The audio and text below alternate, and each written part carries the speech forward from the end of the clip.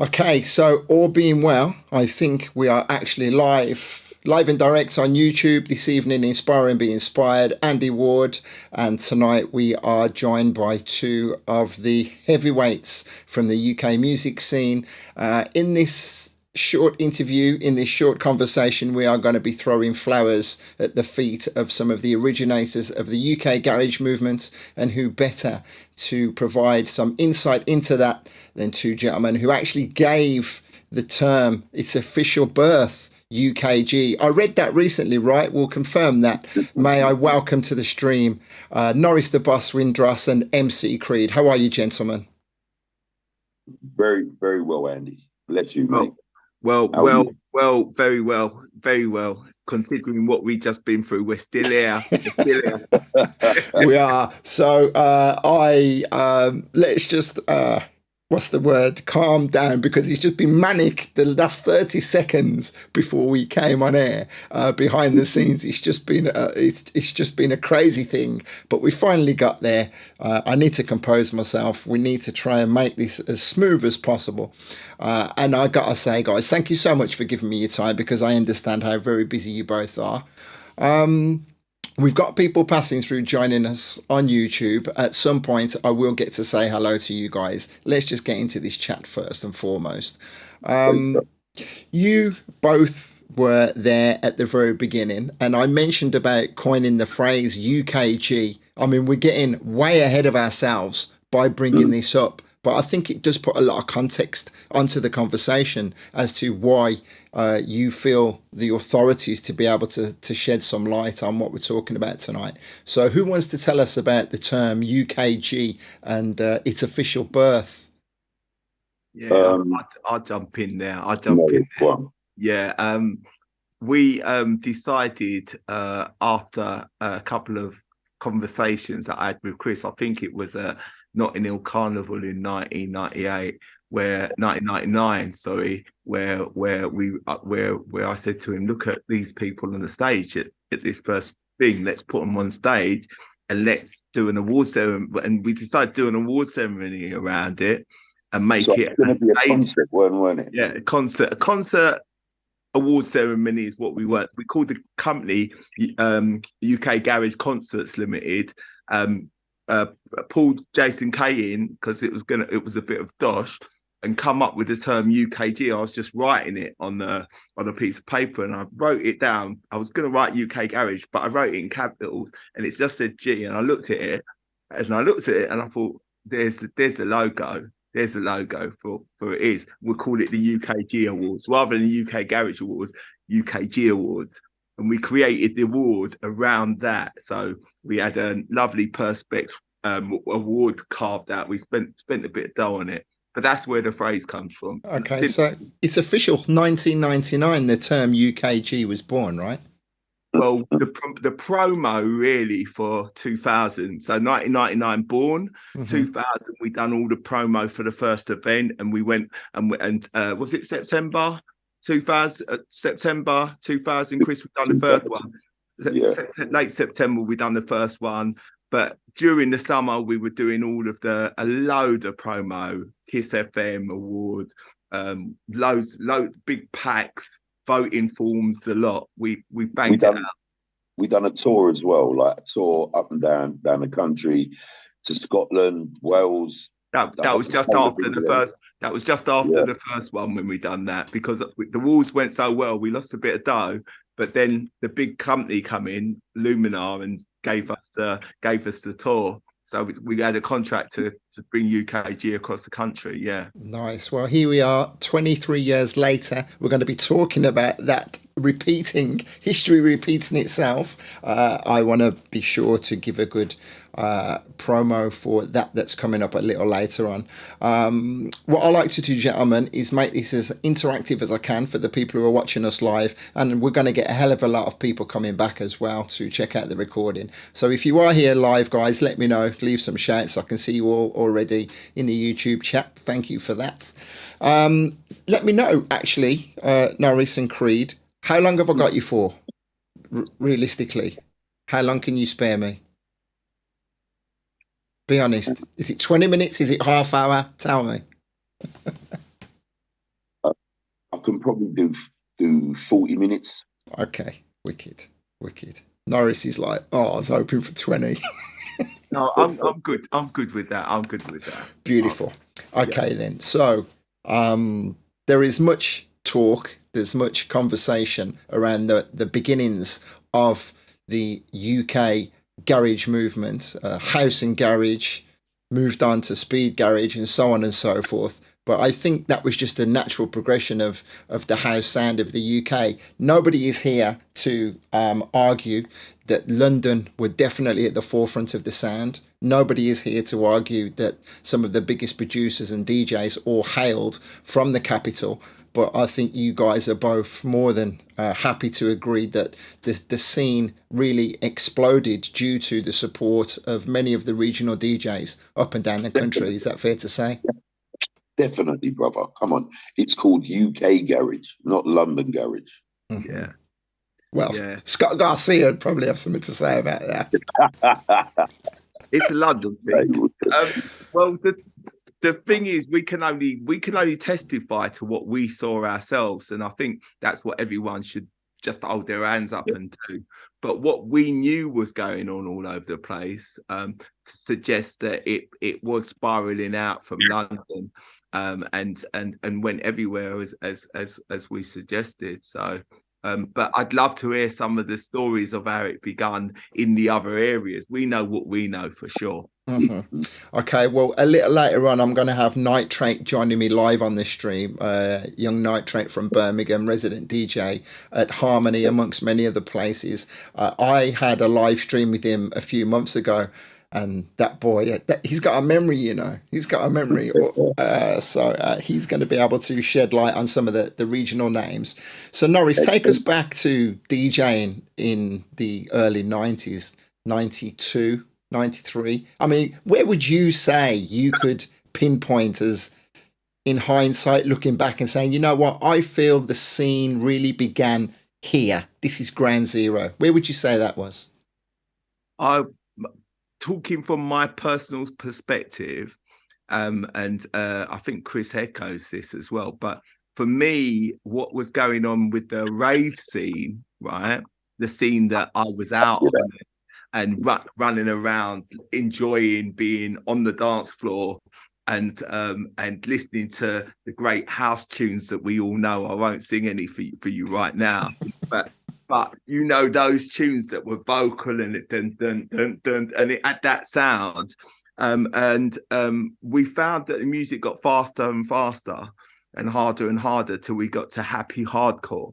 I'd say come 90s, we come out of from the raves in the fields, we come into the bigger clubs, and the bigger clubs seem to want faster music. And I reckon 1990, 91.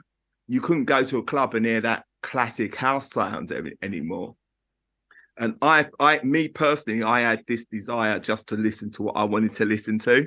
And I weren't really into that. So I started the night in February 1991 in Soho Theatre, behind a story I called Yum Yum, that was dedicated to house, garage and dance, rather than and it was like a little place, 200 strong. It's where Bobby and Steve used to do their thing. The Zoo Experience, was it? On a Friday, slightly afterwards, because they was around the corner when we started that. And for me, that was where I basically felt I started playing music the way I wanted to hear the music in that club. Richie Fingers was resident with me, Tony Trax, Frankie Shag Bones, GQ used to come down. We had quite a clique. Met Dominic in there, met Alex P in there. Didn't quite meet Chris in there, but I met a lot of people in there. We used to go Tuesday nights, but outside of that, we were definitely in the after parties and we were in the houses because we used to party all week long. Yeah. Now, so go on, Creed. Do me a favour, just tilt your phone or your laptop forward because I can't see you at all, really. Who, me? Yeah. I need to see. Okay, sorry. There you go. Yeah. Speaking of them parties, now the thing is, it was like a funny time at that time, there were people like Norris the Boss. There was people like Dominic Spreadlove, people like Daryl B, Steve Flight, Genesis Wayne, who's known for, his acid house Genesis raves. There were loads of kind of our friends who used to rave with us like every week, like, and we'd have parties in houses. And when the parties in the houses stopped, and like a venue would open, all of us would pile down here. So like there'd probably be like 60 of us in some little kind of wine bar or something. I especially remember behind Ministry there was a pub called the Fox and Firkin. Yeah, and the thing is, we used to go in there, and that was kind of like late '91.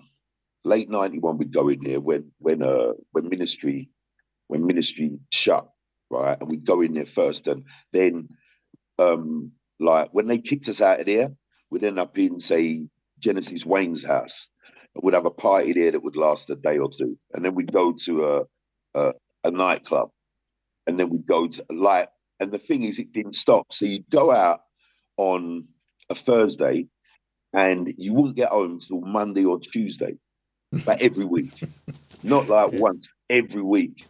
Yeah? Sounds familiar. Sounds familiar. Yeah. So to me, it was like,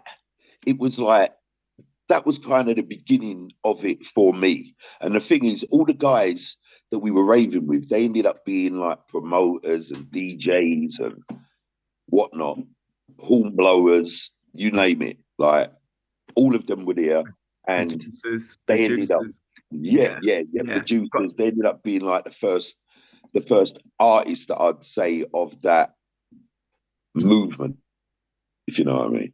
Okay, yeah. So Norris, the tunes that you were spinning in '91 at Yum Yummers, well, I won't put the words into your mouth. I'll let you.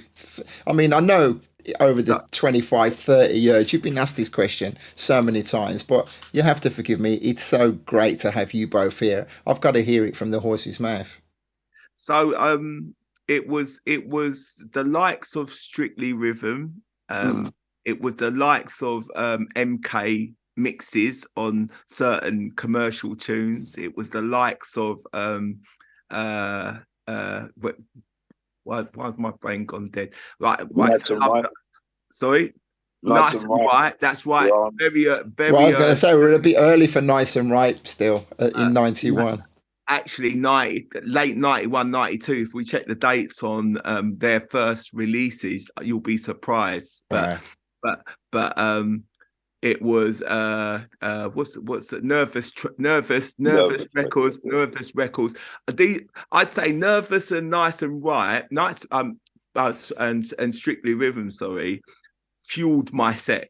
Yeah. Mm-hmm. And then you added some of the, because I used to be into the Italian piano tunes. What was the Italian label that Louis Vega used to do a lot of stuff on? You'll remember that one. I can't think now. You've put me on the spot. I was looking through my record collection. I thought that there was a lot of tunes on. What is it called? And it's missing me. But some Italian sound, piano sounding tunes that were like garagey as well.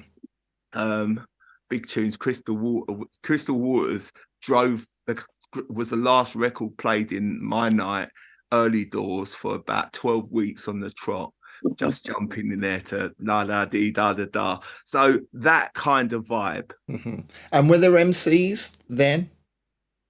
Not in my place at the time, but offshoots started coming, little parties like we used to do the Yacht Club. Can you remember Yacht Club?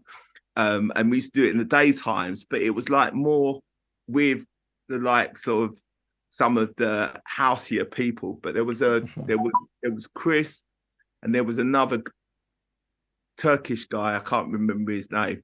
But because obviously from the happy hardcore, MCs were huge. Then when the house began, it was like MCs were a no-no over house. And then all of a sudden it was just like, no, because it had to be done right. And Creed will, he's got love around the world for being an actual MC, a compere of the evening, rather than someone just chatting a load of noise for the sake of being up front and center. I mean, what are your thoughts on that, Creed, about as people didn't really give the music space? Yeah, well, look, when I started, right, there were a lot of DJs who didn't want to work with an MC at all. Yeah, like, they probably turn the mic off or say, "No, nah, like." At the end of the day, they were not used to it, or the thing is, their picture of an MC was not like good, so they just didn't want an MC on their set. So to me, I felt like I had something to prove when I got on the mic. I felt like I had to let the music do the talking and then just kind of come in when I could. Don't get me wrong, I never always got it right. Sometimes I did do what I hate, right? And sometimes I did end up going over, a vocal or something when like I didn't want to. But on the whole, I tried to leave the mixing and the vocals alone and kind of do my bit when there was space and let it breathe.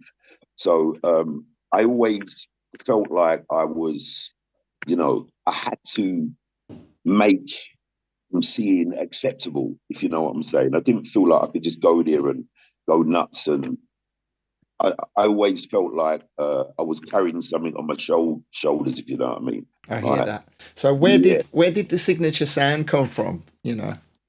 okay. All right. Look, I told you about them parties, innit, bruv, where basically we'd go out for days and days, yeah. And as I'm saying, there was like a throng of us, and we'd go to these parties, and we'd all have a whip round. We'd all put in, like, say you got 60 people, and everyone puts in 20 quid or £30, yeah. And then certain people in there would go missing and come back with everything, drinks, Supplies. I've lost you again. supplies, Let me see you on the everything. screen. Bring the screen Oh, forward sorry, again. bro. There you go. Yeah. Sorry, bro. Yeah. That's okay. And We're on the same wavelength. We know exactly what you're talking about. Okay. all right, cool. Have you seen my t-shirt, by the way? Share the Shake, love. share the love. Share the Yeah, love. that's it, mate. That's it. Mitsubishi. Ah, for Mitsubishi. Mitsubishi. Yeah. But at the end of the day, it was kind of like whatever tickled your fancy, these people were going to come back with it. Yeah, whatever tickled your fancy, everything. So, like, we'd end up having these parties for days. And me being like a party animal. I'm coming from like the acid house scene, where I was going out for like days. Then I was going out for days, going Energy, Sunrise, Back to the Future, all these big raves, and like I loved it, and I think that that's kind of what got me into the music, because I loved music and raving so much that I found a job in it. You know what I'm saying? Anyway, getting back to my signature thing. Well, when I started working and a little circuit started to develop on our scene, I was working everywhere. So I'm working and I'm raving, and like um, I used to lose my voice sometimes. But the thing is, I'd lose my voice and I'd still have a booking.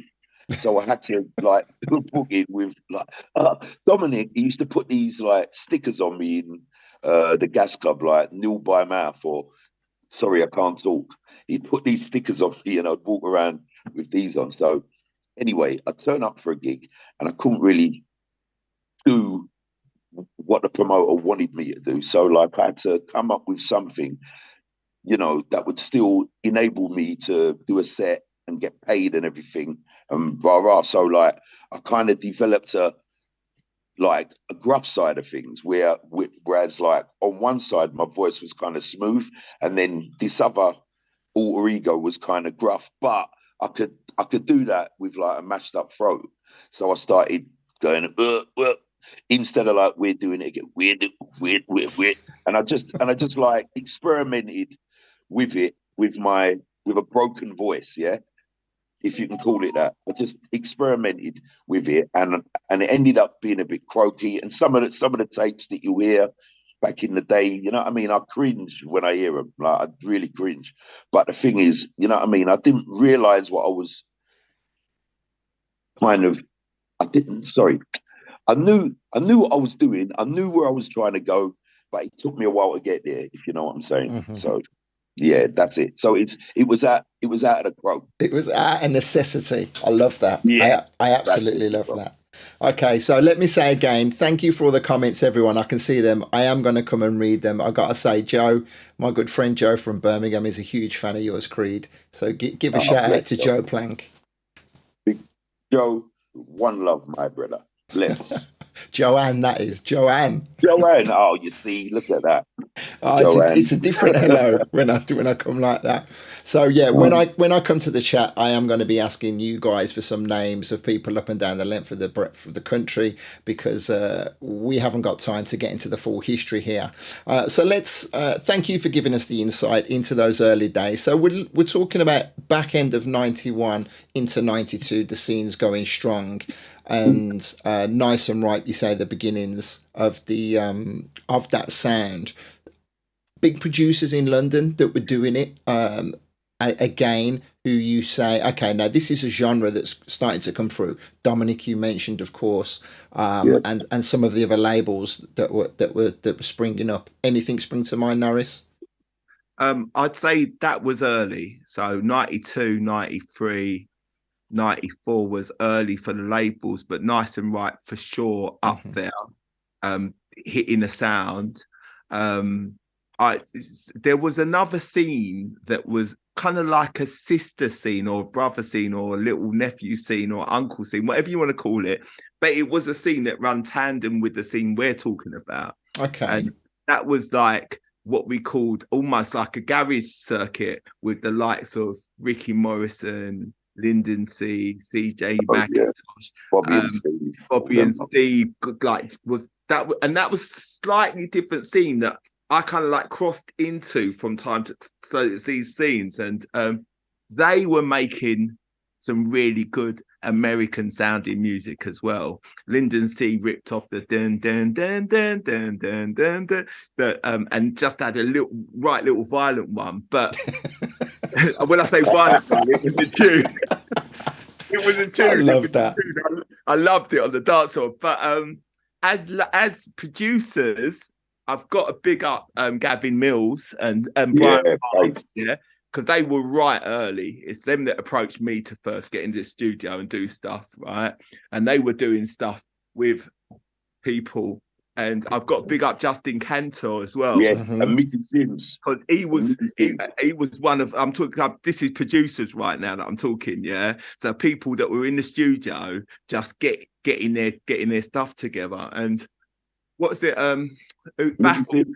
Baffled was a big early tune. I remember that. What was Over You?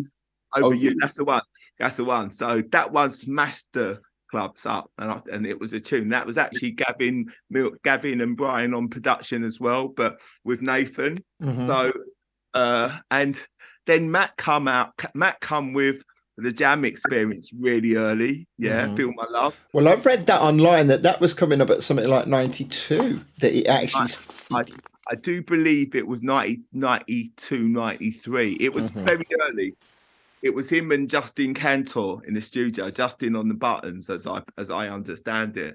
But it come very early, very, very early. I've been back because I remember I've still got the white label that I stole off Matt. Because he was playing it, I said I got to have it. and out of respect, he just let me have the white label that he played. So, I love that. So you mentioned Matt. He gets a lot of credit for his involvement in some of his parties and being the originator of the Sunday scene. Would you go along with that? I wouldn't say Matt was the originator of the Sunday scene, because we had the Sunday scene before Matt was down there. But hold on, let me change my screen while Creed's gone. There we go. Carry on. But there was a Sunday scene that was almost like, because Mickey Sims, as Chris said, we got big Mickey Sims up. So there was like this side of the Sunday of the after party scene, and there was a scene that we bonded with eventually was the likes of Happy Days and Timmy Ramjam. Okay. And it was Timmy that started bringing Matt into the equation. Mickey Sims was big then because Mickey was his resident, South London. I've got Big Mickey up because he's one of the earliest as well. Yeah. And that's when the after parties at Elephant and Castle was Mickey and Matt, which give him that label, that boost. Yeah, that boost. But it was all of us really, because Frog and Nightgown and we was all there. The reason why I didn't play as much for Timmy and them is, if I'm honest, I was a little bit more paid more money. I wouldn't do it for nothing, basically. You was a bit, to coin a phrase, you was a bit stush. Yeah, well, no, it's like I'd been around. It's like I was playing everywhere at the time. I was playing virtually everywhere. Those guys were doing it in certain places, and he didn't want to pay the money that everyone was paying me at the time. It weren't a lot. I won't even embarrass you with the figures, but I weren't playing for that until eventually he caved in and gave me what I wanted, and I started playing for Timmy as well. And yeah. Wicked. Well, I don't know what's happened to Creed. I think he said his phone was dying, but we'll give him another 5 minutes to see how he gets on. So let's talk about you starting to spread your wings. Then, when did you actually start guesting around the country? Right, I'm gonna say that I got my diaries there, early diaries, and oh wow, and I was playing around the country and in Europe, 93, 94. Okay, but I'll say 92, 93, 94 actually. So I was about the place. But when it got really hype, I didn't hardly ever leave London because everyone wanted me playing in London. I could do 4 sets in London. And so I was one of these, and I was getting decent-ish money for that. And made good money on a Friday and Saturday night, especially. So to get me out of London, I was more money than the likes of maybe Timmy Magic and Mikey. So the out of London stuff was when I'd be playing for some of the bigger promoters rather than some of the underground promoters, because the underground promoters couldn't afford me. Yeah. At the time. And that was the truth. But I'd be playing for the likes of Miss Money Pennies and what's the other place up there? So I'd play some of the bigger parties, but right throughout I'd be the odd party here and there. So without trying, I won't put you on the spot because it's a long time ago, without trying to remember the organisations or any of the DJs you played with, cities that spring to mind, towns that spring to mind as being like a hotspot, 95, 96, when the UK garage genre, you could tell it was a UK garage thing now. Where would you say were the hotspots? Well, Birmingham, Cardiff, and Wales and Swansea, Manchester, Liverpool, out of town Bournemouth, too many to mention. A lot of the everywhere you went, basically. A lot of the seaside, the Midlands, a lot of the seaside towns on the south coast. I wouldn't say it went super north. Leeds was big. Nottingham. I'm just remembering all the places like Wolves. I play Coventry. So all round there. Yeah. It was big in a lot of places. That's what I'm trying to say. It actually became really big. I'm going to say that come 96, 97, I could do 4 gigs around the UK in one night. So Creed, we were just saying when we lost you there, I wasn't expecting Norris to be able to remember clubs or DJs particularly, but for you, some of the hot spots around the UK when you were traveling? Oh, when I was traveling, let me see. Definitely Birmingham, definitely Leeds, Cardiff was definitely big, Swansea. There you go. You just basically the same as what you've been saying, Norris. Luton and Luton. The seaside towns, Chris. The seaside towns. Yeah. I'm All the trying. seaside towns. So let me just say, Nitrate is trying to get into the Zoom. Dean, hold tight, brother. I'm going to invite you in shortly. Also, Joe, hang tight. I'm going to get you to come and join us because I know you've got a hell of a lot to say. I'm just going to keep these gentlemen for another few more minutes. So yeah, I just want to, again, I want to say thank you for joining us. It was nice to get to hear the true story of how it began in London. We're going to hear from people outside of London now. And as time progressed and the scene started to splinter, and there was very much, as you mentioned, Bobby and Steve, the Garage City crowd and the Soulful House, the garage side moved, and then you couldn't play UK Garage in, for example, Garage City. So it was house and garage, and then it was, because we had to differentiate, didn't we, between the sounds. Then Speed Garage came along in the back end of the 90s. They called it Speed Garage, bruv, but I don't know what that is. That Hoover sound. I hate that.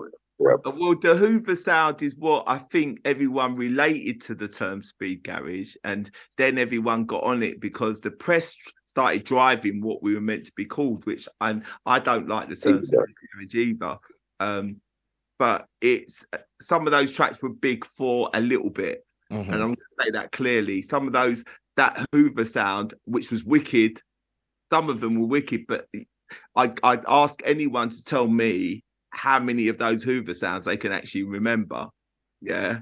So it's like the term Speed Garage, as I understand it, was Todd Terry came to the Gas Club. Gas Club, that's and he right. was listening to the Was it Todd Terry or was it Todd Edwards? Todd Terry. Okay. And he come to, because Todd Edwards was making our music at that time. You got to remember, Todd Edwards was early with some of that. He was sing early it, Norris, sing it. We were loving that. We were loving that. Save My Life is still an all-time classic tune, yeah. But Todd Terry was in there, chilling, as a lot of big names were, but Todd Terry was in there, and you know how Todd Terry's got his attitude. He's like listening to it, and he said to someone, "What is this? This is like sped up garage. It's like sped up. It's like speed garage." And I think that's where it comes from. Say that, and someone took that to I think it was Mixmag that termed it. But I was going to say, he definitely would have been a journalist. It definitely would have been a journalist. It was a journalistic phrase for sure. And then a lot of people jumped on it because anything that they're writing about, they want to jump on. We're talking about writing. Down the years, there's been a lot of conversations. There's been a lot of interviews. There's been videos. There's been books. There's been documentaries. Do you feel there has been the definitive story told yet? Or is that to come? That's to come, I think. Have you guys got a hand in this? What it is, brother, everybody that does like a documentary or does a film or book or whatever, they're going to do it from their point of view.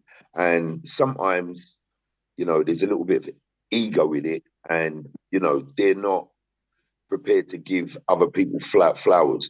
Now, a version needs to be done where everybody gets their flowers. All those people who were sweating, blood, sweat and tears, from the record labels, the producers, the DJs, the MCs, the whatever, whoever you were, if you were a big part of it, because back in the day, it was more like a family thing. To me, it was kind of like all of my friends and that.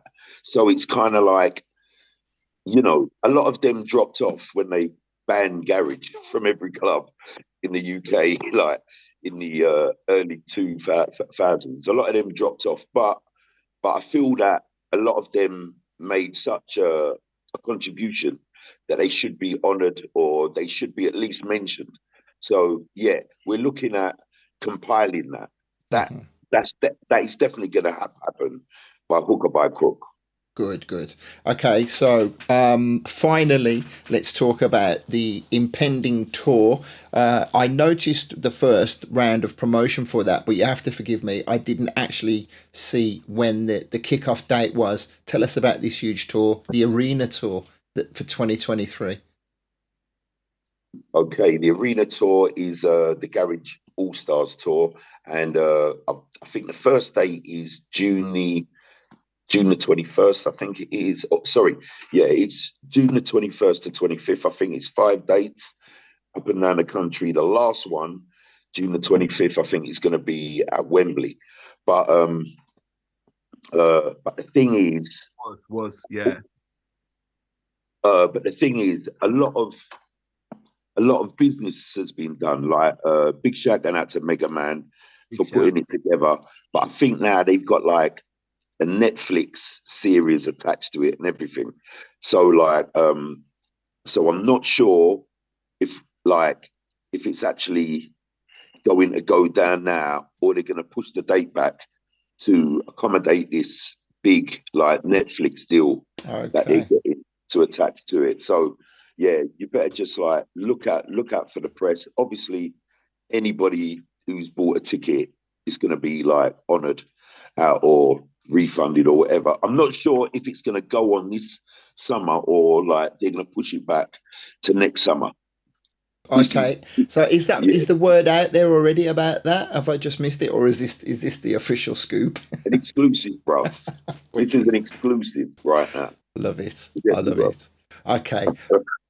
Well, listen, gents, it was an honour for me to get some of your time this evening. Norris, thank you, my friend, for coming in and sharing your memory. And we'll do this again with a little bit more time, and we can dig deep, because I want to know about Norris, the sound system man, way before the acid house raves, and I want to know about where Creed got the inspiration to put pen to paper initially. So we'll do that another time, right? Yes, brother. Wicked. Okay, gents, thank you for your time this evening. I'm going to go and talk to the rest of these guys, but we're definitely going to do this again. Okay? Respect. Yeah, and listen. Yes. And listen, bro. Big shout to your friend Joe, because like I got it wrong the first time, yeah? Bless you, right, love? I'm going to bring her on screen now, so that's lovely. Okay, guys, you drop yourselves out. I'm going to let these in. Thank you very much, yeah? Take care. Bye, mate. Take care, yeah. Take care. Right, okay, so as those guys go, let me just make sure that everything is working fine here. Right, that's all good. That's done. So, people inside the chat, thank you for being here. It's moving at a rapid pace. Let me scroll up and see who I've missed. Right, let me bring Dean in first of all, if he's still there. He's probably fallen asleep and fallen out with me. Yes, he's here. Hello, mate. You all right? How are we doing? So, people. Oh, there's going to be a bit of a delay now. Yeah, no, that's quite rapid, actually. How are you, man? I'm good. Yourself? Yeah, I'm very good, thank you. Did you catch any of that conversation? Yeah, so I caught the tail end. Obviously, the truth about the Speed Garage. I remember hearing the same conversation. Some of the American cats came over and goes, me and Jeremy Sylvester were talking about it years and years ago. And they said that we were there, and like these American cats were saying, "Yo, you guys play that garage too fast. It's too sped up. It's Speed Garage." What's Well, I thought it was Todd Edwards myself, but obviously I'm wrong. Wait there, Dean. 1 second. Wait there. I am going to bring a young lady onto the stream now, who's going to be extremely excited. Hello, Joe. Unmute yourself. Oh, she's connecting. Come on now. This is your big chance. It's not working. Restart. Go out and come back in again. Right, let's go back to Dean. Dean a second. Ring back up again, Joe. Get it sorted. Restart your phone or whatever it is. Remove Joe. Yes, remove Joe. Right, so a few months ago now, you and I spoke with Jedi, and your memory was absolutely impeccable. I was blown away by your ability to pull names from the back of Beyond, talking about clubs, talking about DJs and producers. So I wanted to bring you back on after we spoke to Norris and Creed, and give, as the guys were saying, give some flowers to some of the regional DJs up and down the country. So very, well, I'll say very briefly, it doesn't need to be briefly. Your story, you began a few years before us, but you were playing music quite young, right, in Birmingham. Tell us about that.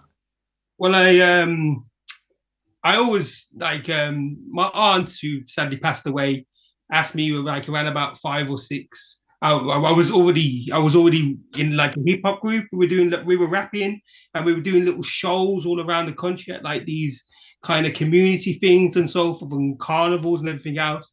And the idea was, like, my aunt says, "Well, what do you want to do?" I said, "I want to be a DJ," because I saw the American cats. They all had a DJ that went with the hip hop thing, and I thought, yeah, I wanted to do that, like, and get into that. But as I progressed and got older, I was thinking, well, you know what? I'm not American. I'm British. Like, I can't.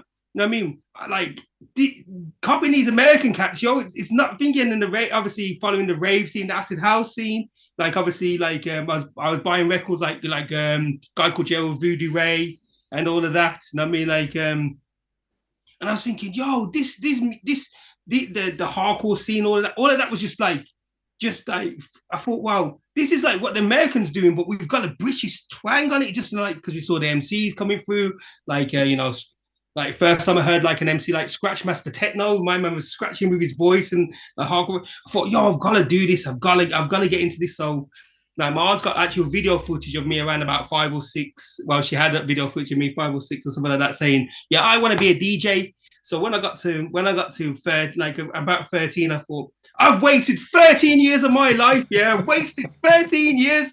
I'm going to do this anyway. And me being me, I like to run before I can walk.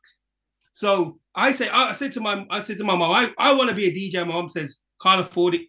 I'm raising you and your brothers. Like, we ain't got the money. Like that. Like. So I was like, what do I do? So I sort of like approached my aunt, who had a market stall, and she offered me a job unloading the van and loading the van. And it got me enough money to just to kind of put money out to buy stuff. So I went that Sunday, I went to Birmingham Car Boot, which no longer exists, down there by the wholesale market. Mm-hmm. And I picked up 2 direct drive decks. One was a Toshiba, one's a Sony. I've still got the Toshiba to this day, wow, just to keep me humble. And I remember buying them, and then I got my decks, and I managed to scrape together a few records and work. And like within 3 weeks, because I already knew that my mom, like another woman that she's like my aunt. We grew up with that kind of like women that were your mom's friends who are aunts. Mm-hmm. So I spoke to my aunt, said, like, she goes, oh, I hear you DJing, and her son is Ruben Iron. He's sadly passed away as well now.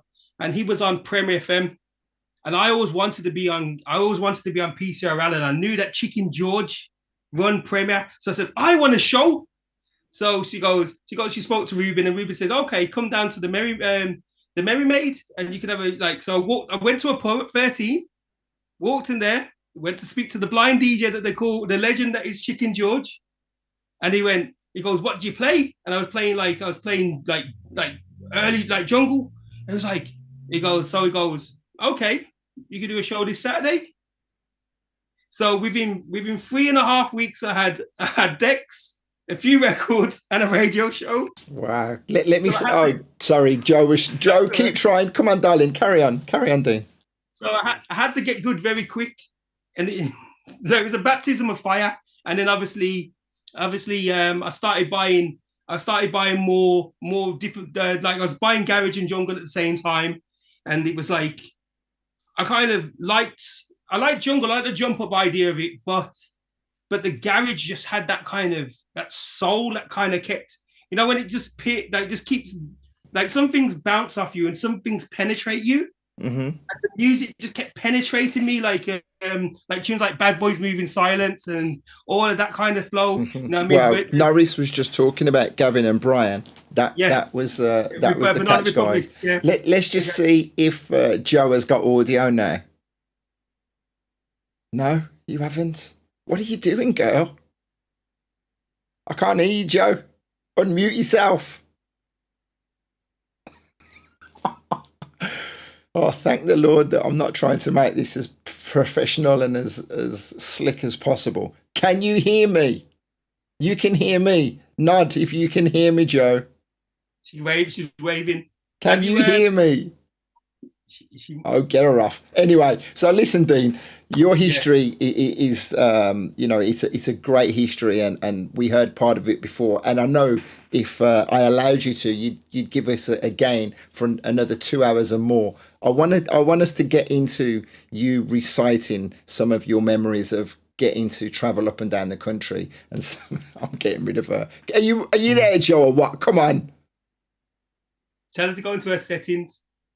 Go. The audio now. Oh God! Can someone have a bloody Zoom? Oh, we've got a hallelujah! How are you?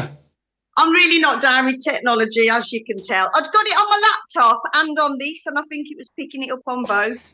Okay, so I think for the benefit of anybody, the very few people around the world who won't have a clue who you are, Joanne Plank, she's not in the music game. She's not a DJ. She will be soon. She's not a producer. She's just a huge, huge fan of UK Garage. And she's been raving from as long as raving has existed. So it's my pleasure actually to bring her onto the stream. Dean, I'll be back with you in a second. So Joe, what do you want to, why do you want to be on my stream? I've just got to talk. When you talk about it, I just get so excited. And one thing I really wanted to tell Creed as well, I was gutted when he said that at the end. I wanted to jump on, but the first time I saw Creed was when I think I was 18, and I remember I went to the Powerhouse. I think it was in Stratford. Was there a Powerhouse in Stratford? Yes, the Stratford Powerhouse, yeah. Was it? Yeah. I believe so, yes. Remember, we come out about 6 or 7 in the morning, and we'd found him from CFAX, when you used to look at CFAX or Teletext. Wow. So we'd be in Birmingham about 5, 6 o'clock, scrolling through the CFAX, me and Katie, on a Saturday night, and then we'd be like, yes, Creed's there, and we'd fly over then. And I remember we'd come out of the Powerhouse in Stratford. A lady died, and when we come out, you're a little bit worse for wear. I remember the taxi driver crying, and I come out thinking, is he having a laugh here? Is he winding me up? But he was really upset that Lady Di died. I don't know why I'm telling you that story, but that was something I remember from the garage scene. But, oh God! Well, thank you for that. So you've just got some decks. You just got yourself some vinyl, starting to mix. But you've loved the music for 40 years, right? Yeah. Well, not garage music, all music. I don't need to DJ anywhere, but it's just what I like. So, I've literally just picked this up Friday night. I always stay in on a Friday night, have a bottle of Prosecco. My friend Katie comes round, and this is what I do. That is my list of songs rattling around my head from 1993. And let me read them out to you. Steve Gurley, Inside You. Deep Inspiration, Carl Tough Enough Brown, I think that is. I was a bit wobbly writing. I'd had a few glasses by then. Booker T, You Got a Friend. So this is the songs that stick in your mind from the garage years. They're just stuck in, they're in my head. And I remember when I first, Andy, you might remember this, because I live in a place called Codsall, for those of you that don't know. It's like a little village near Wolverhampton. And I was the only person that liked garage. So I used to tune into a radio station called Midland Underground. Do you remember that, Andy, at all? I don't remember. Dean probably would. I do. I remember Midland Underground. Do you? It was like There was Biggs and Stingray, if you remember them. I know Stingray really well. Stingray and Stevie Magic. Yes, Magic, of course. Yeah. I used to be resident at their Sunday night at Screamers. Yes. So I would, bearing in mind, there's a little me. I'm only like a 5-foot thing. I'd never heard of garage in my life, and none of my friends wanted to come to Screamers, as you can imagine if you remember it, Night Train. Yes. But me, I was not deterred. I love that music, so I used to go up on my own, really sad, with a notebook and pen, because back then you didn't have Shazam, did you?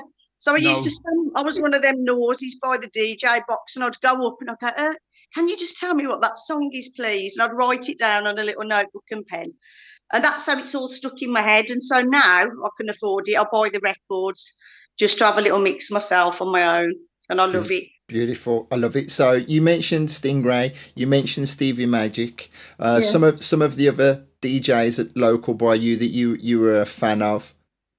So other ones. Well, in Wolverhampton there wasn't. That was a few, and then obviously I used to come over to you as for Birmingham. We used to go to some like bit darker places like Redwoods and things like that, and those Sunday night things. But Oh, was a resident of Redwoods as well? was you? There you go. Yes. And I remember there was the boxing club or whatever it was. That was Western Road, wasn't it? Yeah, Western Road. That's Nigel Reese's thing. Yeah, Nigel Reese. I remember I've got a Jeremy Sylvester from back then as well. I mean, it's all the names that are still going now. And there's two ladies actually on here now, that MJ and Lady T on my house FM on a Saturday afternoon. They still bring back that garage for me, and I really appreciate you guys for that, because it still ignites that passion, you know.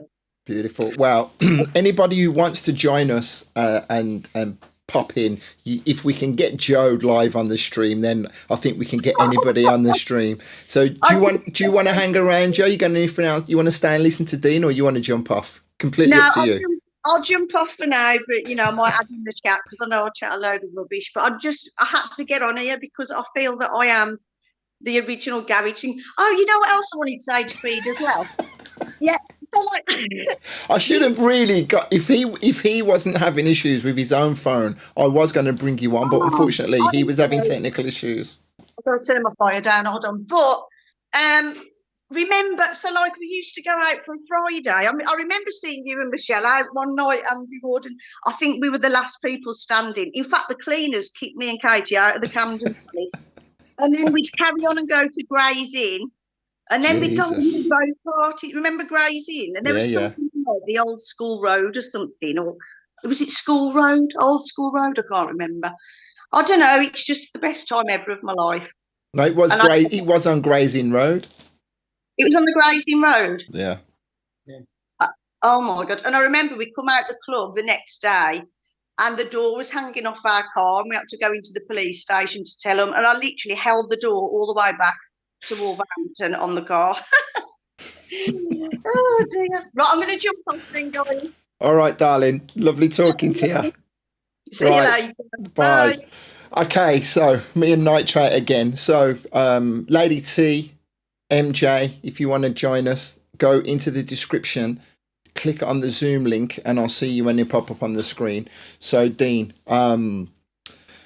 yeah, we're just, I mean, it's a bit of a shambles now, but we're just talking about names. You were giving out some great names, big cities, towns up and down the country. I didn't hear the guys mention Huddersfield, big parties in Huddersfield. Where was Andy J? Was from Andy J was he was Leeds that way, so he was outside of Leeds. It wasn't Harrogate, was it?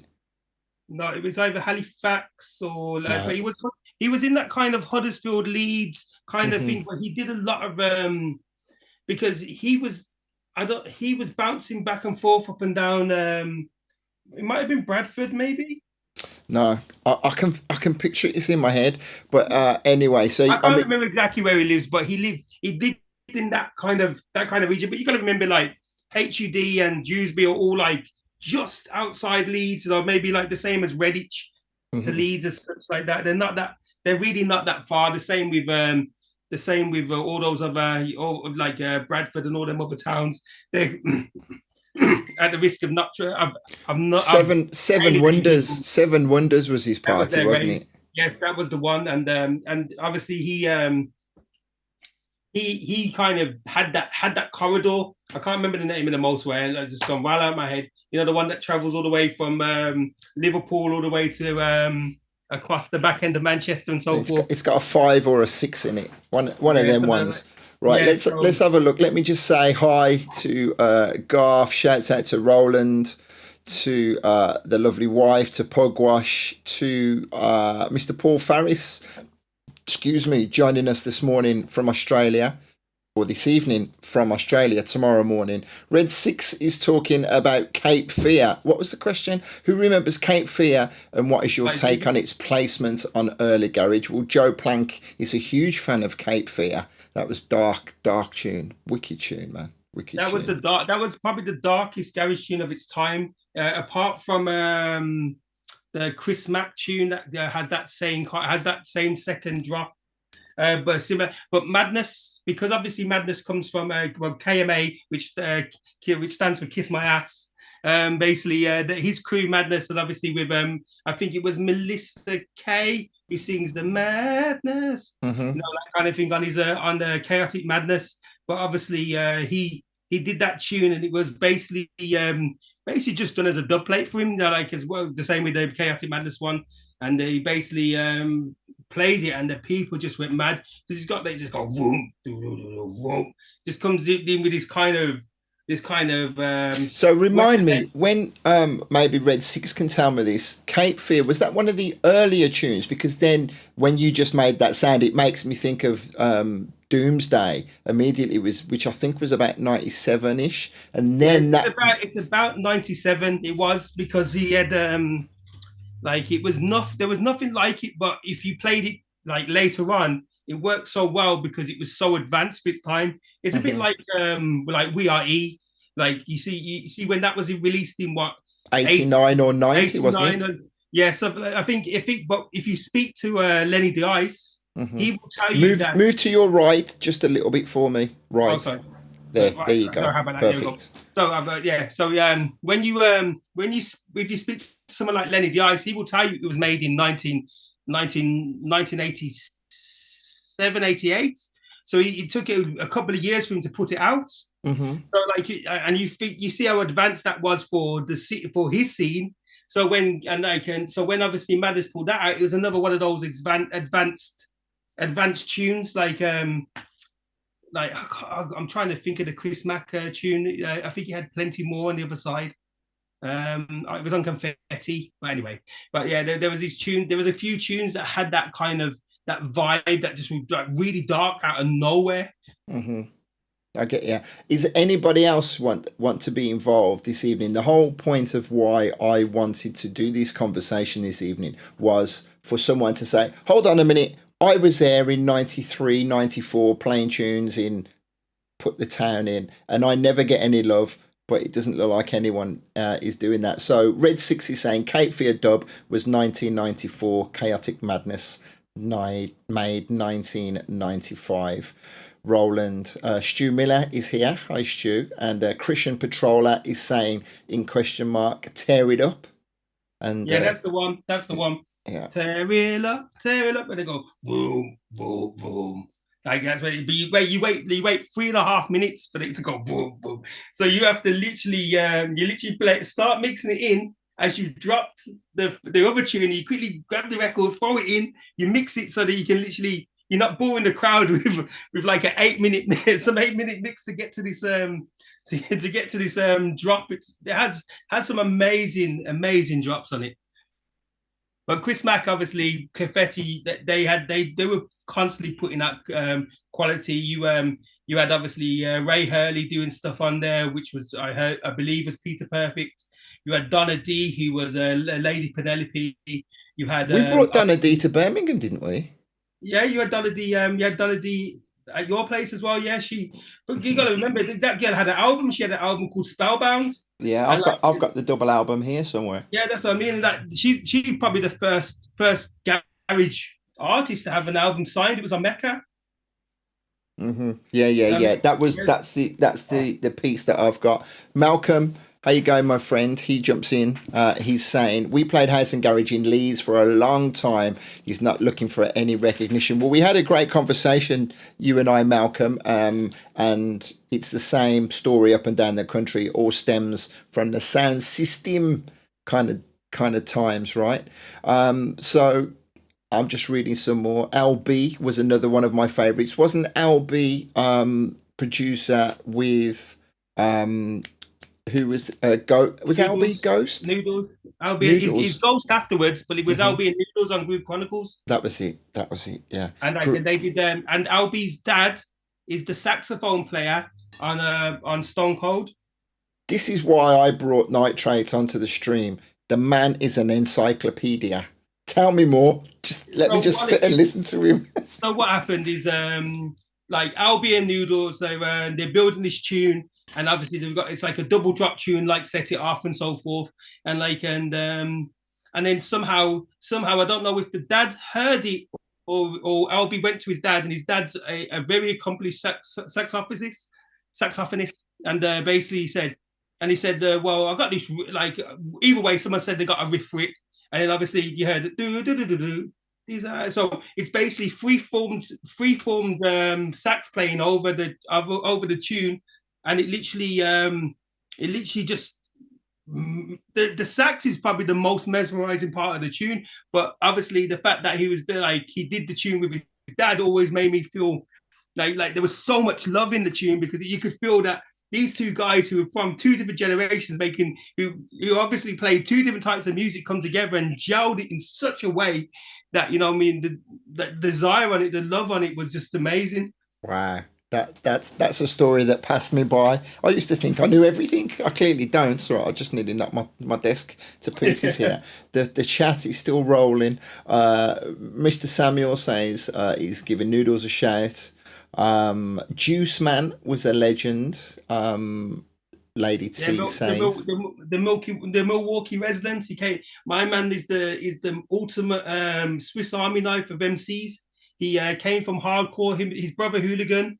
Him and his brother Hooligan were like MCing. They were Milwaukee's doing the early rave days, and then he obviously, like Jason K and Mikey B, who traveled through the hardcore scene, through the rave scene, and moved away through into garage. That's what he did. He kind of, but he was doing jungle and garage at the same time. Probably one of the first of the multi-genre MCs bouncing from rave to rave. And so he was on How to Scouter, and if it wasn't for, like, How to Scouter had finished, and but Mark Lambert from Sidewinder spoke to David Prattley from How to Scouter, asking for like saying that I want you to help me do these drum and bass raves and build my garage raves, because he was doing like a multi-genre rave, which is now the legendary Sidewinder. So we had help from David Prattley to build up Sidewinder. So obviously, because he had such a big pull, a big sway at obviously the Sanctuary, Milton Keynes. So in the end, like I think Mark helped David do the Millennium How to Scout to the last ever scout, like, or something along that lines. You know, used like some of his distribution to help him pull it through, because by that time How to Scout was so big. And but David helped Mark go from a small rave in Northampton to a 2,500-3,000 capacity venue in Milton Keynes. Mad. Malcolm is asking, Malcolm We Love is saying, as far as DJs go, Charlie Brown, has Dominic Spreadlove been mentioned? Well, Dominic was mentioned by Norris and Creed earlier on. Charlie Brown didn't get a mention, but of course it's good to bring his name into the conversation. And DJ Charlie Brown or MC Charlie Brown? Well, I was gonna, maybe he's talking about DJ Charlie Brown, then obviously not the MC. R.I.P. Indeed. Yeah. Stu Miller just took the words out of my mouth. He asks, "Have you written a music book yet? And if not, is it on the cards?" You or me? You? Oh, me? No, I've got dyslexia. You'll be reading X's and Z's in the wrong place. That's all right. I need a ghostwriter. I'm just about to say, get a ghostwriter, man. Yeah, or it'll be an audio book. I'll send you to sleep. Wicked. Nah, it's good. The thing is, when you're hearing knowledge firsthand, the way that you deliver it, people can sit and be mesmerized by it all evening long, because it's just pure facts, and it's well, that's it. It's just facts. It's as simple as that. Well, seeing as you had Norris on, like, just I actually have Norris's personal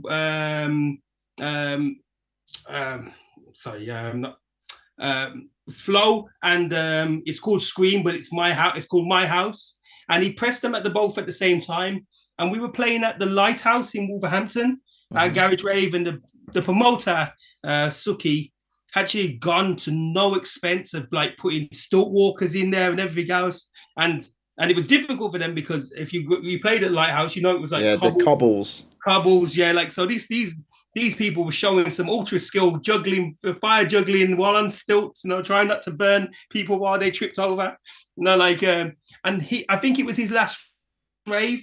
So he went to me, yeah, have these. So he gave me his personal copies.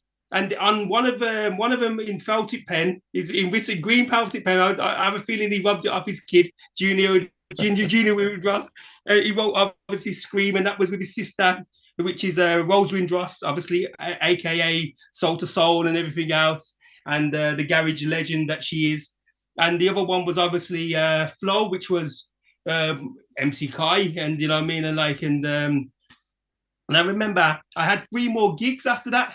So I was starting my night, and Norris was finishing, and I played that tune there, and I played both them tunes there, and the crowd went mad. Obviously, Flo had the instant recognition. It just one of those tunes that, you know, like sometimes people get lucky with a tune, and it hits all the right bars at all the right time, and and the mood is right for that tune, and Flo just went mad. And I remember it was a staple of my set for maybe like a year and a half after that, but I just remember Norris would go, he played them and just pulled them out of his bag and goes, "Here, Knight, have these, play them," you know what I mean, like, you know, and support them for me. And I remember just thinking, wow, you know what I mean, that is so cool, you know, like he could have just gone, you know what, hit me up later, I'll send you something down by, you know, in the you know how it is, yeah, I've got this coming soon, you know, but he just give me his and he said, these are test presses, there's only this many out there, you know, play them, support them, show some love.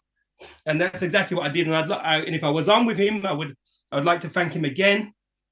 Well, forgive me for not bringing you on when they were on, but we were having all kind of technical issues. No, I didn't have all my screens set up. Malcolm is saying my fave era was before Twice as Nice, before Jungle got involved, less MCs, less rewinds. DJ had to run things Sunday nights in London, Café de Paris and the Gas Club. Yes, indeed. They were Aquarium. Well, I was hoping to try and get Mr. Jones on here. I was hoping to speak to Colin Williams, and they can talk to us about all of those days. But that will come. I will be getting Arkin on at some point to talk about those parties as well. Red 6 is throwing a name into this Mousetrap in Finsbury. I'm assuming that's a party, and the George Robbie pub. Love all of these names, because that's you see, we can only share stories of what we were directly involved with, or parties you would get to. I myself never really made it down to London until I started playing in London, because I was so busy doing my thing in Birmingham. But a lot of my friends used to go down to London. When we spoke with Nigel Reese, he told regularly about coming back from London, hearing the tunes. I even remember Nigel was heavily inspired by Creed, coming up on the microphone and trying to do a Creed-like voice on the mic that just wasn't really working. But it was good fun. It was good fun. No, and I'm like you, like because I was playing, like I was very lucky that I can't. Well, I was lucky that I didn't quit. I didn't quit easy. People like as a kid, it's not like now. Kids are revered for being good at a young age. You had the older crowd that were like they were saying, well, they would look at you and you just think, what do you know? You know what I mean? How have you haven't, you know, you've only just learned to put your trousers on straight, let alone how can you do this and how can you do that? And like, so you're like, if you listen to them, you would have been disheartened, sorry. And but I was able to kind of, and this is why I know so much, is because I had to kind of look who was doing what, phone them up and go, hey, I can do this. And what I would say is, I tell you this, like if they wouldn't give me a shot, I'd say, okay, let me do this. I'll come play at your rave, and if I'm crap, I'll pay you. Wow. I'll pay you. I'll put my money where my mouth is. And I'd go there, but if I'm good, you pay me. and I never walked away from a rave without getting paid. And I mean, even if it was petrol, I was on it, and so I would travel around and like, but sometimes I'd get the odd occasion where someone would ask me to play in London, but it would cost me so much in other bookings to go play that London rave. I remember having a negotiation with Peter from La Cosa Nostra, RIP, and he was going, "Yeah, I would like you to play a bit more down here and everything else." And I said, "But Peter, like when you're booking me, like, unless I'm playing really early or really late, it's not gonna be worth it for either one of us, because I'm missing out on 4 bookings because I may be in Manchester, maybe here." I remember doing I didn't drive as well, so I had to pay a driver sometimes. And I remember paying a guy, I was struggling for a driver, and I gave a geezer £100 plus petrol to get me to the 6 gigs I was doing. And I started off in Birmingham, worked my way up the M6, and ended up in Bolton, the Temple in Bolton. Wow. So and that was and still got back and had about 10 minutes to get to the depot to start work. And that was a Friday night and Saturday morning, and I still had a couple more bookings on the Saturday evening as well. So I was knackered on Sunday, and I had to do Reswood as well. I'm not sure if when we did our conversation, if we actually spoke about you working behind the desk at the behind the counter, at Depot Records. Oh, that's another kind of if there's not a door, I'll come in through the window kind of situation. I'm like Barry White. I'll find a way. I'm gonna make this happen. Gotta love it. But let me just mention something that Joe Plank has said, scrolling up. Lady T and both MJ have said they'd love to get involved in a live chat one time. We'll make it happen. Lady T joined us on one of our King of the Beats competitions in the middle of lockdown, trying to pick up a tune just from the 16-bar intro. She was rubbish at it, but boy, oh boy, it was hysterical. She was really, really great on the camera, so we'll definitely get you back on the screen. Anyway, Joe was saying, I get a bit offended when they do these garage brunches and the younger kids think that Flowers is the bomb. So you remember when we were having the conversation and I said about how I got bored at Key Largo because people wanted to hear Monster Boy or they wanted to hear Rewind or Boo or something. The year 2000 was the end of my love affair with UK Garage because the whole scene just turned horrible, and I used to come away from my night at Key Largo feeling empty, feeling like I was a jukebox. Have you ever had times like that in your career where you've just not really been feeling the crowd? I don't think I've ever not felt the crowd. I've done, to be fair, because I started so young and had it kind of and had that kind of like just passion completely. It's not called Asperger's anymore, but I'm on an autistic spectrum. So you have these things where you like when I get passionate about something, I get passionate about it. And I mean, like I see crowds as challenge if they're not going where you want. Like I can play an ultra commercial set if I have to, but you gotta remember I helped build these tunes before they were commercial, so that's how I've always seen it. So like we were the first guys to play Monster Boy. Londoners didn't like it when it first came out. It got kind of in a way got re-released. You know what I mean? There's tunes that we built up here, there's tunes they built down there, but a majority of tunes that are big right now, I had on test press. The first time I've ever seen the label sometimes is like 7 months later when a guy, or 6 months later when it's come in the shop or everything else, or we've ordered in. And that was like, because I was involved at the grassroots of it, so it's hard to dislike. It's hard. It's like my finger Whoop Battle has no writing on it except for Soul to Streets on the one side, like the label, nothing that says Battle on it. Same with What's Going On. I didn't even know that logo had a question mark until like 4 years down the line, and at some point, because even when we brought it in for the shop, it was still on test press. So we had so the music for me, yeah, I love music, like, and I know you do, Andy, you know what I mean, and like, but you've always had an affinity for for a bit more lighter sound, like, you know, a bit more soulful. You know what I mean? Like, you can tell that from even like you like a bass, but there's the musicality.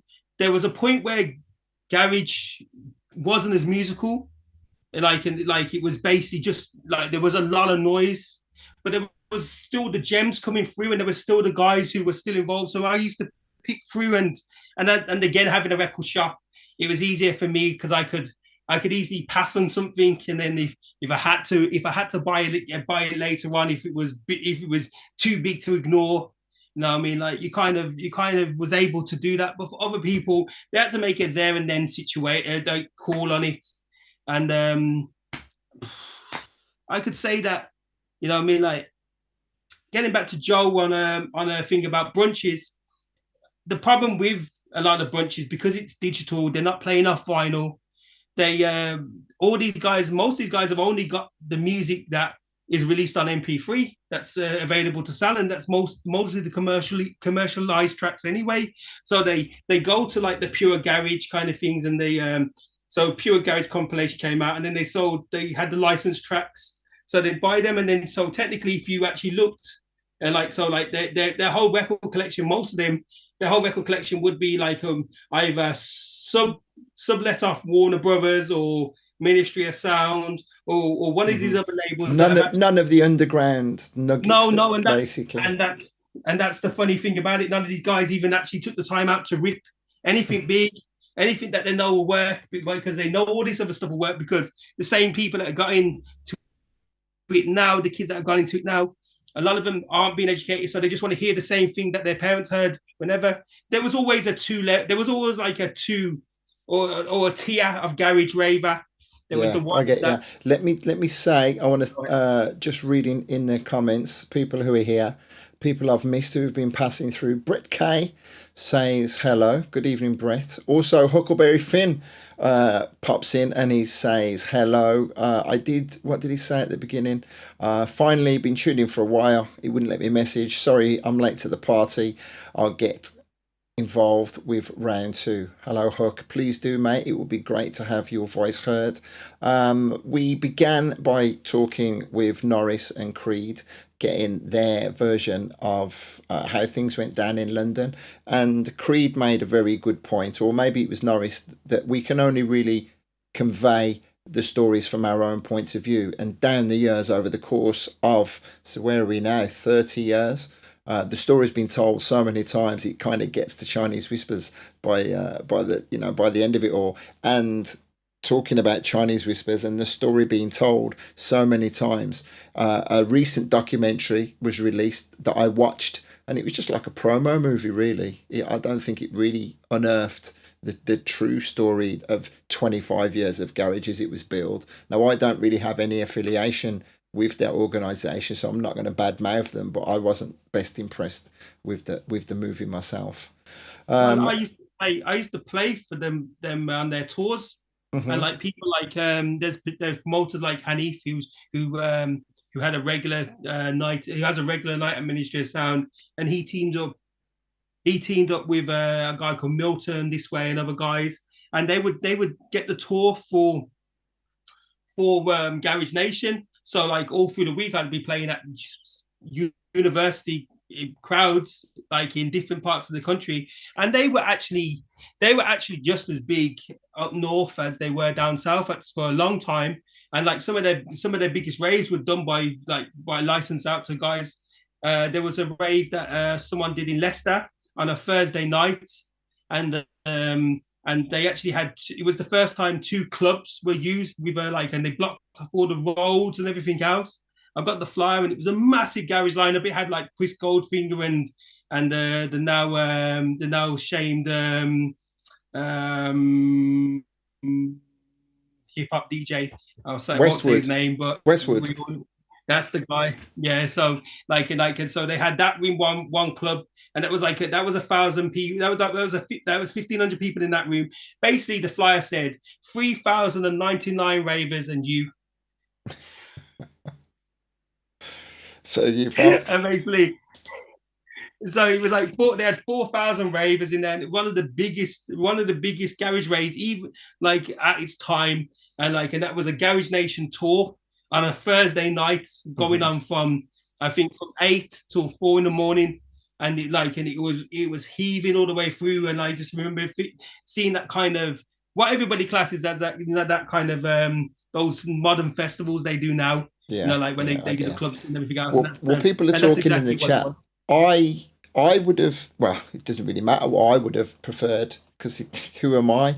But I think if it hadn't have been called 25 Years of Garage, or whatever the actual official title was, and it had just been pushed as a Garage Nation movie, it would have sat better with me, because I went in there with a completely different expectation.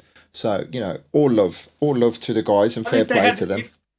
I agree with what you're saying, and that I totally agree with what you're saying. And if they had said it was the story so far, 25 years of Garage Nation, that would have sat well with a lot of people. Kind of, I think the problem with a lot of it's not a problem, but I think the naivety of a lot of London ravers and London promoters is they think it really was just them.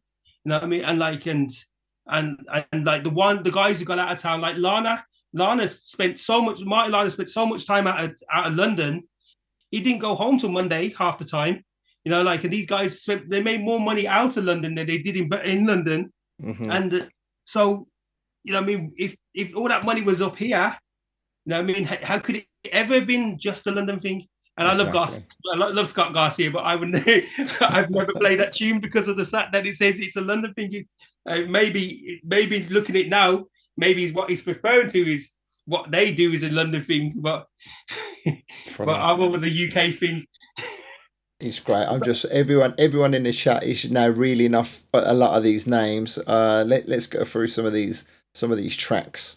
TJR just gets better, of course. Yes. Red Six Xavier, mentions. You had that guy. You were the first guy to. I think you were the first guy outside London to actually have him as a PA. Mm-hmm. I don't think I've seen him many places after that either. System. A Feeling Angel Body, talking about Groove Chronicles. We brought Groove Chronicle. I mean, I can't even remember half the people I brought to Birmingham, not only on the radio, at Nosy Parker's, I said System then, I didn't mean System. It was Kudos and and so forth. Where Hook Finn is saying everyone has their own story. Our story in Garage is better, of course. Well, Hook was, right there on the front line, so to speak, representing the sound as a DJ and as a producer down at Uptown Records as well. What else has been said? Hold on, stay there. No worries. Y Tribe with a vibe. Big up to Ali. Yes, Y Tribe, big tune. A big outfit, should I say? Everyone has their own story. We all went to record shops. Now, this is important before the internet, because we were furnished by and someone like Paul Farris, the guys in the vans on a Friday and a Saturday, going up and down the country, spreading the gospel of what was big and all the top 10 tunes. It wasn't by coincidence how a record became huge nationally off the back of just being a big record and not empty hype. Underground Vibe, good evening. He's talking about most of the tough jam productions. Can't even talk. Nick Farrow joins us. Hello, my friend. Swindon's finest. New Birth, Anytime, big record. Carl Tuff was one of my all-time favourites. MJ and Lady T are talking about they should be doing a garage mix. Feel free to promote any of your nights in the chat, girls. Please do. Julian Jonah of New Birth. Now, Julian Jonah, I actually spoke to quite a few months ago, actually, trying to get him onto a conversation. Can't remember where he actually lives now, but he lives in an exotic, far-flung country, and he agreed to do it with me, and I haven't actually got back to talking with him. And MJ Cole's remix of De La Soul, All Good, was sweet. That's amazing. Wasn't that it ain't Brown? Good. Wasn't that's truth? Ain't good. Wasn't that Angie Stone, or was it just Angie Stone on vocals? I think she was on. I think she's the vocalist, but it It's De La Soul's. It's actually De La Soul's release. Okay. So the tune itself, I think, and I don't think Angie Stone is actually credited on that because it was so early in her career. Right. Okay. More encyclopedic knowledge. Pugwash is mentioning Ramsey and Fenn. Now, Ramsey and Fenn, for me, huge off the back of MJ Cole, being with them. I've said it time and time again. I don't think anybody could argue that. It was the MJ Cole sound that was really responsible for that, Ramsey and Fenn. Well, they're same with the two as one. Anybody that was working with MJ Cole at that time, they were literally, their tunes were just going, they were just selling like hotcakes all over London and out of town as well. It's actually I didn't even see Schooley there. Sorry, he's saying it was Chaka Khan. Oh, Chaka Khan. There we go then. Mm-hmm. We both got that wrong. Ramsey and Fenn Colours. That's a big tune. That when it drops into that second bass line, that's very similar to Bella Horizontal. They're remixing. Bella Horizontal. Who was it that did that remix of Bella Horizontal? Ramsey and Fenn. Oh yeah. That's why it's to say. That's why them two tunes are done around about the same time. So that's why when it goes into the second drop on Colours, doom doom doom doom doom doom doom doom doom doom. Like so when it does that, it's very similar kind of sound to the way Bella Horizontal is as well. So it has a the haunting like the vocal, the choir sound at the beginning. Yeah, that for me just. I like all versions of that. that tune. That tune's mad. I got over here. You can't see my vinyl collection. It's. I was just about to say. I tell you what, Dean. Go and pick 5 pieces of vinyl. Just grab them. I'll go and get 5. Don't select them. Just grab 5 random pieces of vinyl, and I'm going to do the same.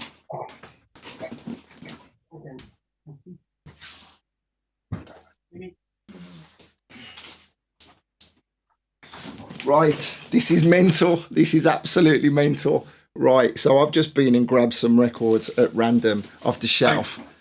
And Dean, you're not going to believe what I've just picked up. All right, go on.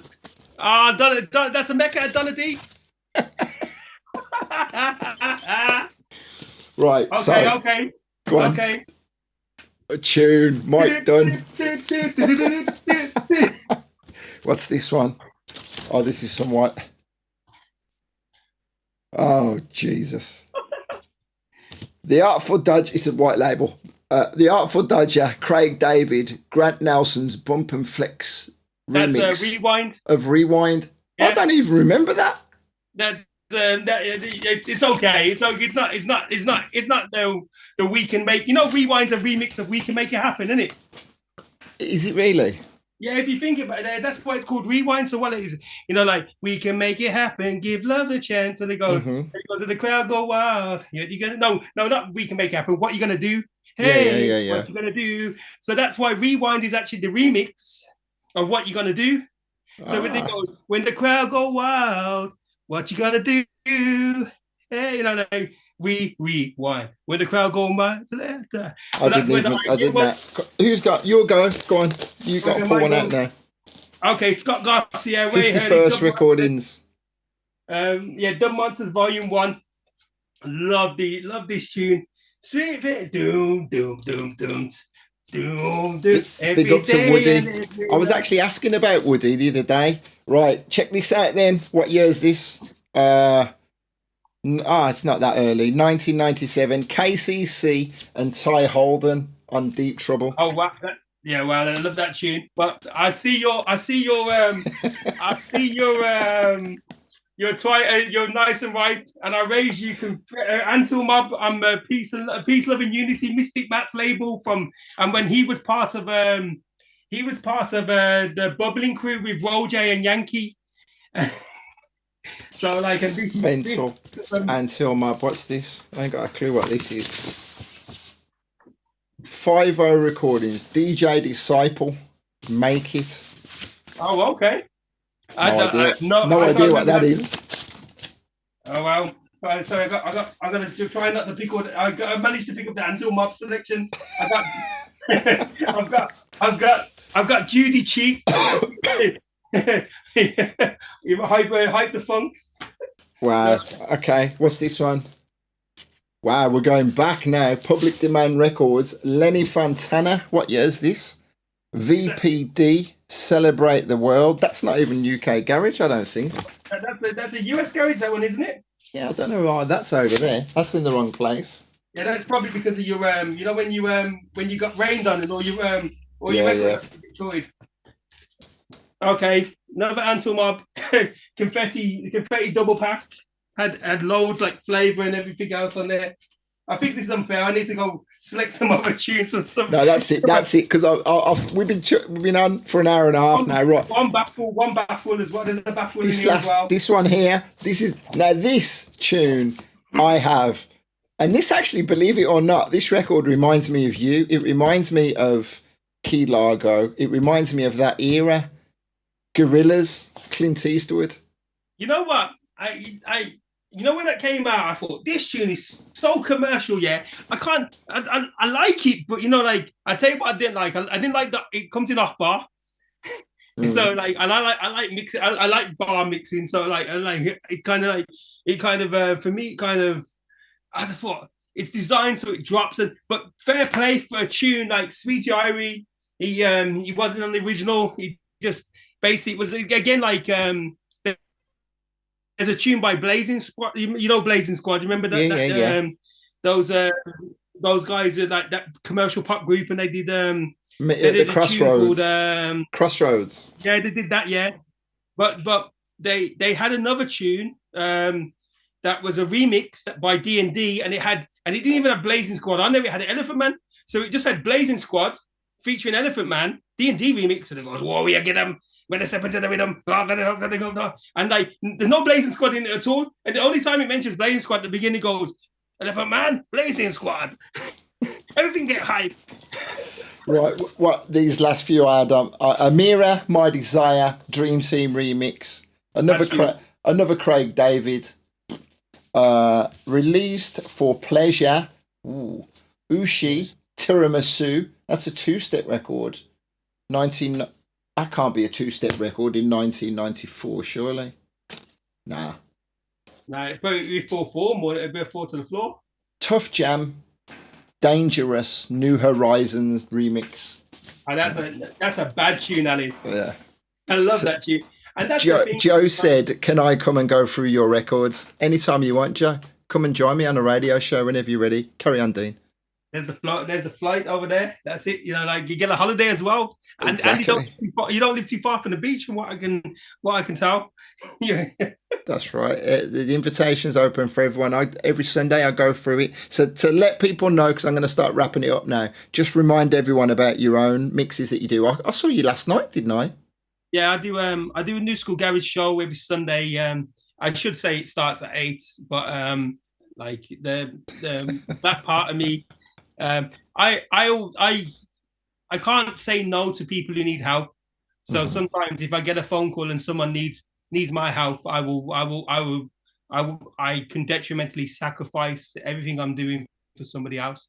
And so like it usually means I'm the first port of call for a lot of people when they, and especially like after COVID, I got to know through COVID, I got to know a lot of people when I end up doing stuff. And sometimes it makes me not do my show on time. But I still do. I make sure I do at least an hour show where it's a lot shorter than it was. But I do an hour show on a Sunday in between 8 and 10 because I'm mindful of my neighbors. Even though my neighbor gets in late, I don't want to be mean to them. And obviously, I'm not known for having like crap quiet and music without there's nothing quiet about me. My voice, my attitude, my music. Well, you keep on being you, mate, because we love you. No, but we love you too, Andy, man. Thank you for involving me. And I would like to say to everybody that has supported me and supported like the music that I love and the music that they love, like the true guys, you know, like, and they, you know who you are, you know, like, and for like it's really yous who help people like me, like who enjoy what we do, because we can't enjoy it if you weren't part of it. You know what I mean? We like a lot of DJs and MCs, we walk around like we're gods. and we've never been gods. We're not rocket scientists. We're not surgeons. We're lucky enough to actually be able to pretend that we're making a difference, but really we're having a great time. And the only way we have a great time is if you guys have a great time, because you guys are our barometer. And if we don't, without you, we wouldn't be who we are. We stand on your shoulders, and I'd like to thank you all for. That's beautiful. For that. Well, you do make a difference, mate. You do change lives. You have changed lives, and this is quite funny. I've got this page a day diary on my desk. It's from last year, but just listening to you there, it makes me want to go like this and present this to you. Dun, dun, dun, dun. I'm still younger than you, so I think it's my turn I gotta be giving you the Michael Aspel attack. Oh dear. Yeah, Andy Ward, this is your life. You started off as a young whippersnapper in Southern Coalfield, wherever and you still, I still am. Right, listen, I'm going to boot you off. I'm going to just say goodbye to everyone. Dean, respect, man. Thank you, everybody. See you later, dude. See you later. Bye-bye. Right, that's wicked. He's gone. Okay, so let me come back to you guys. Yeah, I mean, it was great talking to Norris and to Creed. It was fantastic talking to Dean. It was lovely talking to Joe. I'm not sure we actually managed to give a lot of flowers to the people up and down the country who I wanted to, but we've had a nice chat, haven't we? Thank you all for being here. Any final words that you want to share before we end tonight? Because it's always so very easy to just sit here chatting all evening when there's such good engagement in the chat room. Let me just read back through any of these that I may have missed. Roland says, I learnt a lot. Underground Vibe is giving love to Generation X. Indeed. Lady T, I'd love that too. I don't know what she was referring to. But yeah, come on over, girls. I've done it in the past. I invite people over to Spain, get you way over here, and let's have an all-dayer. That is an open invitation. Seriously, come and do it. We got a nice little bit of space here. I got a load of records. I got some decks. Let's do it. Right, okay. So what else is going on? What is everybody saying? Great chat. Everyone's just saying thank you. Big up to Nitrate. And they're all chatting. Okay, guys. So thank you. And anybody that's coming back and picking this up on the watch again, please do leave a comment. Please do let Dean, Joe, Creed and Norris, let them know what you thought of the words that they shared. And if you want to check out more of my interviews, do take a look on the wall. I have got a fair few going back a couple of years now. We've covered a fair bit of history, and we're going to continue to do it on a weekly basis. Usually at this part of the show, I would be sharing a graphic for next week, but I've been too busy. I didn't get it put together, and I'm not going to tell you who my guest is because I haven't actually spoke to him to confirm that it's still on. So I'll just say thank you for joining me. Thank you to everyone that's commented.